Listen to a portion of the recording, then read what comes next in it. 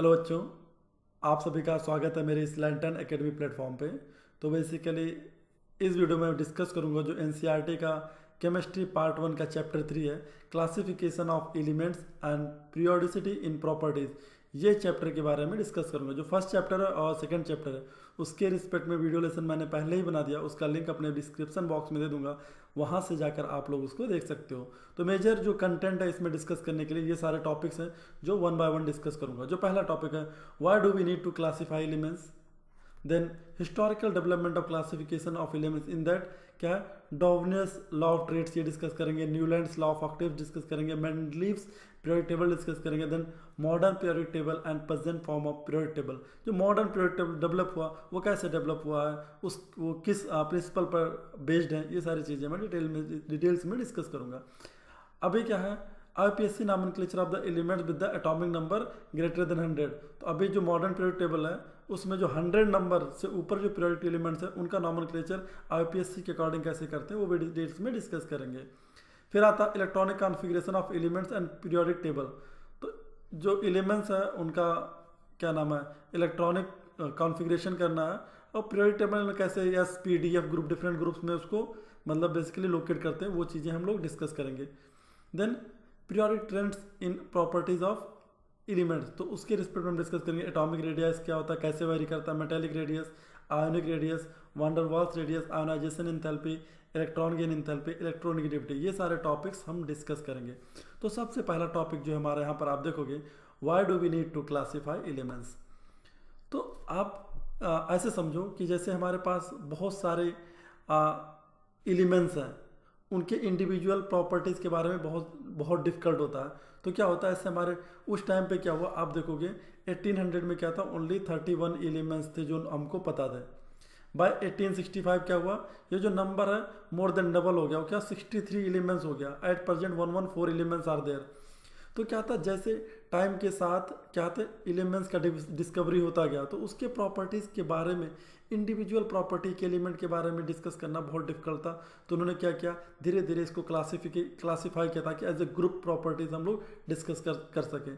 जैसे कि आप जैसे क्लास में क्या होता है, बच्चे 10th क्लास में होते हैं तो क्या होता है, डिफरेंट किसी का इंटरेस्ट होता है आर्ट साइड में, किसी का साइंस साइड में, किसी को इकोनॉमिक्स में, किसी बायो में। तो क्या होते हैं, बेस्ड ऑन कुछ बच्चे गेम में जाना चाहते हैं तो बेस्ड ऑन देयर इंटरेस्ट क्या होता है कि उनको एक एक ग्रुप में डाला जाता है।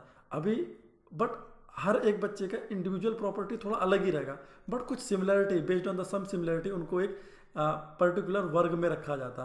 तो ऐसे ही है यहाँ पे जो एलिमेंट्स हैं, एलिमेंट्स क्या बहुत सारे हैं, कुछ का प्रॉपर्टी मैच करेगा, कुछ का प्रॉपर्टी नहीं मैच करेगा, कुछ का मेटल्स होंगे, कुछ नॉन मेटल्स होंगे, कुछ मेटलॉइड होंगे।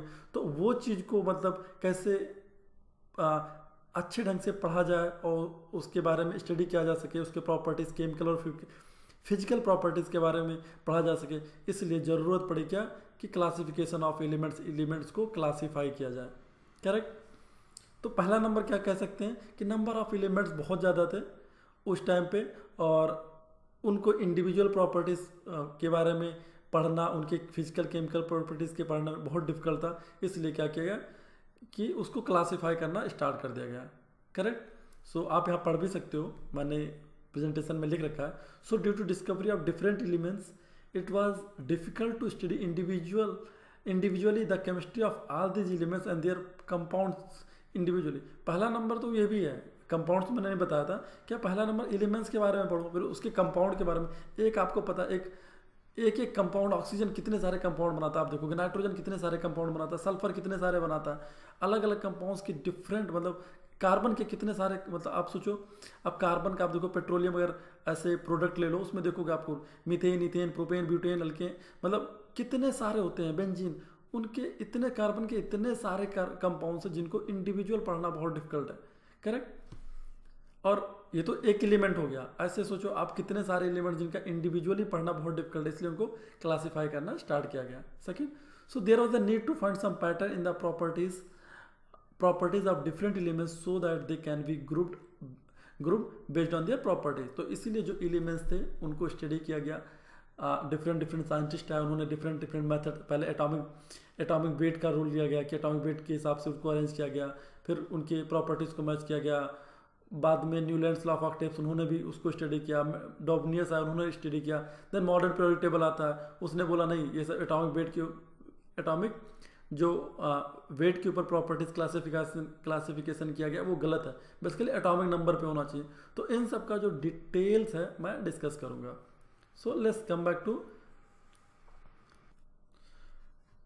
तो आप यहाँ पे देख सकते हो historical development of classification of elements. तो जो पहला साइंटिस्ट आए उन्होंने क्या किया, डॉर्विनियस लॉ ऑफ ट्रेड्स, मतलब डॉर्विनियस लॉ ऑफ ट्रेड्स बेसिकली उन्होंने एक डिस्कस किया। उसमें क्या किया उन्होंने, ये एक जर्मन साइंटिस्ट है जॉनर डॉर्विन इन अर्ली 18 जो 1800 था, अर्ली 18 में was the first to consider the idea of trends among the properties of elements. इनको बेसिकली फर्स्ट साइंटिस्ट माना जाता है, बेसिकली जो केमिस्ट है जिनको क्लासिफिकेशन ऑफ एलिमेंट्स का एक आइडिया दिया जाता है।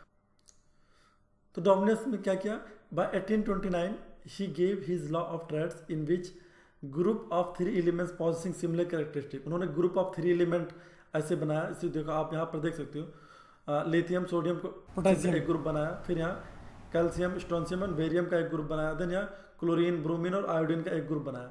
ये ग्रुप बनाने के बाद उन्होंने क्या कहा, the atomic mass of the central element was the arithmetic mean of the atomic mass of other 2 elements.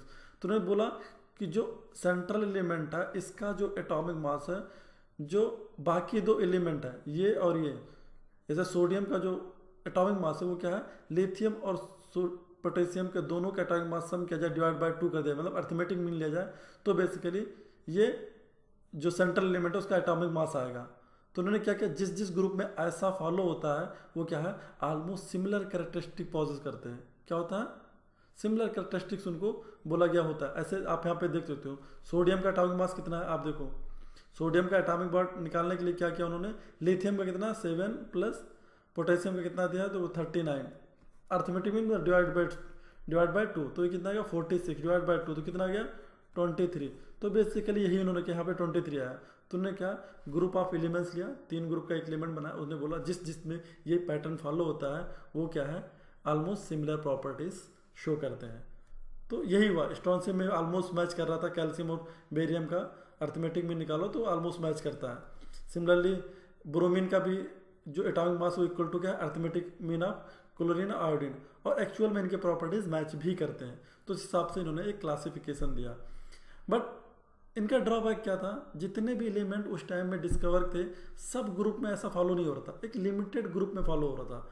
तो क्या हुआ, this concept was not applicable to all known elements but only to a limited number of elements, correct. तो ये इनका यहाँ पे drawback आ गया। तो अगर आपसे पूछा जाता है कि डॉर्विनियस लॉ ऑफ ट्रेड्स क्या है, तो बेसिकली आप ये चीज़ लिख सकते हो यहाँ पे, और ये एक ग्रुप का आप ये एग्जाम्पल ले सकते हो और उसका ड्रॉबैक लिख सकते हो। अब आते हैं हम लोग न्यूलैंड्स लॉ ऑफ ऑक्टेव्स। तो न्यूलैंड्स लॉ ऑफ ऑक्टेव्स क्या होता है, तो न्यूलैंड्स ने क्या किया, वो भी एक केमिस्ट, उन्होंने क्या किया, Newlands arrange the elements in increasing order of atomic weight and noted that every 8th element had a properties similar to that of first element. तो उन्होंने क्या किया, जो इतने भी एलिमेंट थे उसको एक ऑर्डर में अरेंज किया, कैसे, एटॉमिक वेट के ऑर्डर में अरेंज करते चले गए। उन्होंने बोला जो फर्स्ट एलिमेंट है उसका प्रॉपर्टी जो 8th एलिमेंट है उससे मैच करता है। तो आप देखो lithium beryllium boron carbon nitrogen oxygen fluorine, फिर आता है यहाँ पे इन्होंने जो इनर्ट गैसेस हैं उसको हटा दिया उन्होंने, ठीक है, sodium magnesium aluminium silicon phosphorus sulphur. तो यहाँ पे देखो जो ऐसा करने के बाद अप टू 20th कैल्शियम तक उन्होंने जब ड्रा किया तो देखा ये देखो इस ग्रुप का प्रॉपर्टीज मैच करता है। In fact in modern periodic table में भी देखोगे तो इनका क्या है, ये यही चीज़ पैटर्न एक ही ग्रुप में पाए जाते हैं।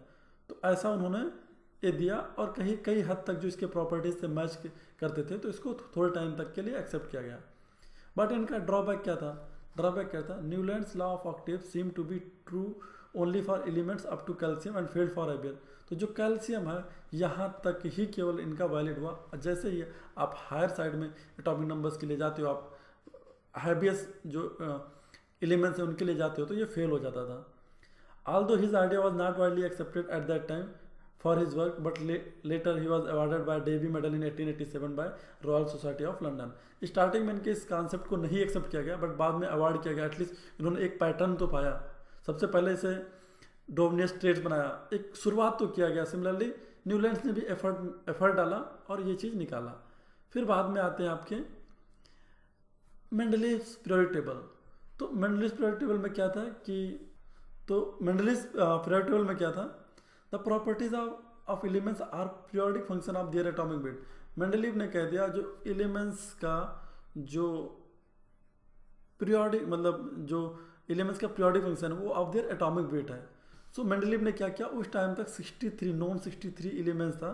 सो Mendeleev arrange known 63 elements in horizontal rows and vertical columns of a table in order of their atomic weight in such a way that elements with similar properties occupied the same vertical column or group। तो ये उनका क्या था, periodic table था। उन्होंने ऐसा periodic table बनाया और एटॉमिक नंबर के हिसाब से अरेंज करना शुरू किया, एटॉमिक वेट के हिसाब से इसको अरेंज करना शुरू किया।